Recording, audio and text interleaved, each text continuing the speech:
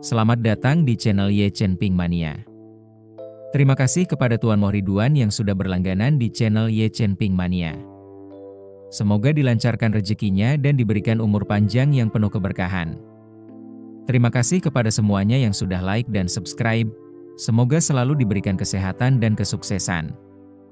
Naga tak terkalahkan bab 7472 sampai bab 7473. Pada saat ini, 4 perahu cepat sedang melaju melintasi laut yang gelap. Lampu-lampu di Pulau White Horse bagaikan mercusuar penunjuk jalan di atas air, menarik perahu-perahu cepat langsung ke arahnya. Pria-pria bertopeng hitam ini, bersenjata lengkap, sangat mirip dengan mereka yang telah membunuh keluarga An di New York. Mereka mengenakan pakaian seragam, membawa perlengkapan seragam, dan menunjukkan disiplin yang luar biasa. Selain pengemudi, semua orang berjongkok rendah di kabin, memegang pegangan tangan dengan satu tangan dan senapan serbu dengan tangan lainnya, mata menatap ke depan. Sekitar 1 mil laut dari pintu masuk teluk berbentuk C di Pulau White Horse, salah satu pria berpakaian hitam berbicara melalui radio. Semua perahu, kurangi kecepatan, matikan mesin. Keempat speedboat itu langsung melambat, kecepatannya langsung turun. Saat mesin mulai senyap, para lelaki itu mengambil dayung serat karbon dari bawah kaki mereka dan mulai mendayung secara serempak di kedua sisi perahu. Meski mendayungnya lambat, tidak menimbulkan suara mesin, dan bunyi dayung yang meluncur di air sepenuhnya tertutup oleh deburan ombak. Petugas patroli pulau tidak mendengar apapun dan tidak melihat lampu. Keempat perahu cepat mendekati Pulau White Horse seperti hantu di laut. Tanpa sepengetahuan 40 pria berpakaian hitam itu, gerakan mereka sudah diketahui oleh Ye Chen. Pada saat itu, Ye Chen merasakan bahwa orang-orang ini sangat terlatih, bahkan mungkin merupakan pejuang kematian dari masyarakat Poking. Namun, ia merasa itu tidak masuk akal. Jika para pejuang kematian ini mengejarnya, itu berarti identitas dan keberadaannya akan terungkap. Jika Wu Feiyan tahu siapa dia, ia tidak akan mengirim para pejuang kematian untuk membunuhnya. Ia akan mengirim salah satu dari 3 tetua, atau bahkan ketiganya.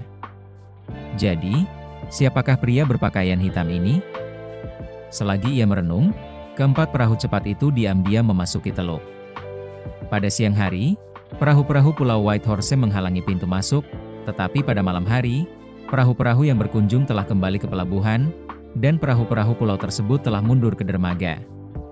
Setelah speedboat masuk, pemimpinnya berbicara melalui radio. Malam ini, sebagian besar orang di pulau itu sedang berpesta. Target kita kemungkinan ada di sana. Begitu kita mendarat, tugas pertama kita adalah menghabisi semua staf di dekat dermaga. Tugas kedua adalah mengepung bar tepi pantai yang menjadi tuan rumah pesta, mengendalikan semua orang di dalam. Tidak ada yang lolos. Setelah menetralkan target, kita mundur atas perintahku. Mengerti? Para pria berpakaian hitam itu menjawab serempak melalui radio. Dimengerti. Para pria itu kini sudah sangat dekat dengan Ye Chen. Mereka berada di pintu masuk berbentuk C, sementara villa laut Ye Chen, yang biasa disebut rumah air, menjorok ke dalam air di dasar C melalui 2 jalan setapak.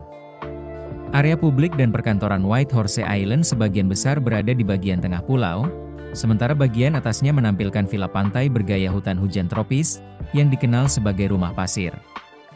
Ye Chen mendengar setiap kata percakapan pria itu, tercengang mendengar mereka semua berbicara bahasa Mandarin dengan lancar. Terima kasih masih menyimak channel Ye Chen Ping Mania. Pemimpin itu terus membagikan tugas, suaranya dingin, begitu kita mengepung bar tepi pantai, tim 1 dan 2 akan mengamankan perimeter. Tim 3 akan melakukan pencarian karpet dalam jarak 300 meter dari bar, menyingkirkan semua target hidup yang terlihat, tidak menyisakan yang selamat. Tim 4 akan mengikutiku ke dalam bar. Mengerti? Dimengerti? Jawab serempak. Kemudian, terdengar suara berderak dari radio. Tuan, haruskah kami mencari dan membersihkan kamar tamu di pulau ini? Tidak perlu, jawab pemimpin itu dingin. Kali ini, kita akan bergerak untuk mengejutkan dunia. Kita tidak akan memutus aliran listrik atau komunikasi pulau itu. Begitu aku memasuki bar, para turis atau staf mungkin akan meminta bantuan. militer Maladewa berjarak lebih dari 100 km. Mereka akan membutuhkan waktu 30 hingga 40 menit untuk berkumpul dan tiba dengan helikopter, cukup waktu bagi kita untuk menyelesaikan misi dan mundur dengan tenang, tetapi tidak cukup untuk membersihkan kamar tamu. Abaikan mereka, tetapi jika ada yang mendekat dan memasuki wilayah kita, segera singkirkan mereka. Dipahami? Mendengar ini, Ye Chen bertanya-tanya apakah orang-orang ini teroris. Namun setelah dipikir lagi, itu tidak masuk akal. Sebagian besar teroris adalah pejuang yang tidak teratur, fanatik, gangster, atau anggota sekte. Meskipun kejam, mereka kurang disiplin dan kurang memiliki pelatihan militer modern. Mereka mahir menggunakan AK secara sembrono terhadap warga sipil, tetapi kemampuan tempur mereka bahkan kalah dari pasukan reguler dunia ketiga. Pria-pria berpakaian hitam ini berbeda.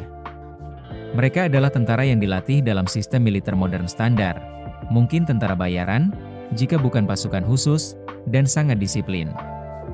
Tidak ada kelompok teroris yang dapat menghasilkan pejuang berkaliber tinggi seperti itu. Awalnya, Ye Chen merasa lega mendengar mereka akan melewati kamar tamu, berpikir ia bisa menghindari keterlibatan. Namun kemudian ia mempertimbangkan kembali. Mertuanya yang kurang beruntung ada di pesta itu, dan ia tidak bisa membiarkan liburan berubah menjadi istirahat permanen mereka. Dia bergegas kembali ke kamar dan berkata kepada Xiao Churan, "Sayang, apakah kamu lelah? Mau istirahat?" "Tidak lelah," jawab Xiao Churan sambil menonton siaran langsung dan melepas satu earphone. "Kenapa? Kamu lelah?" Ye Chen tidak punya waktu untuk teka-teki. Dia mendekatinya dengan lembut dan berkata, "Sayang, kamu lelah. Lebih baik tidur lebih awal." Dia menepuk bahunya, mengirimkan sedikit energi spiritual melalui telapak tangannya. Xiao Churan tiba-tiba merasa sangat mengantuk, hampir tidak mampu membuka matanya.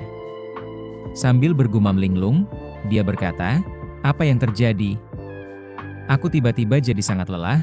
Ye Chen membantunya ke kamar tidur, sambil berkata, "Kamu sudah bepergian sejauh ini, kamu mungkin masih dalam tahap pemulihan. Tidurlah dengan nyenyak, dan kamu akan merasa segar kembali." Dia menaruhnya di samping tempat tidur. Dilanda kelelahan, pikiran Xiao Churan menjadi kabur. Dia bergumam, "Aku terlalu lelah. Aku akan tidur dulu." "Kamu juga istirahat lebih awal." Sebelum selesai, dia jatuh ke tempat tidur, tertidur lelap. Melihatnya tertidur, Ye Chen mematikan semua lampu kamar dan bergegas keluar. Pada saat itu, keempat speedboat yang membawa pria berpakaian hitam itu diam-diam berlabuh di dermaga. Bersambung.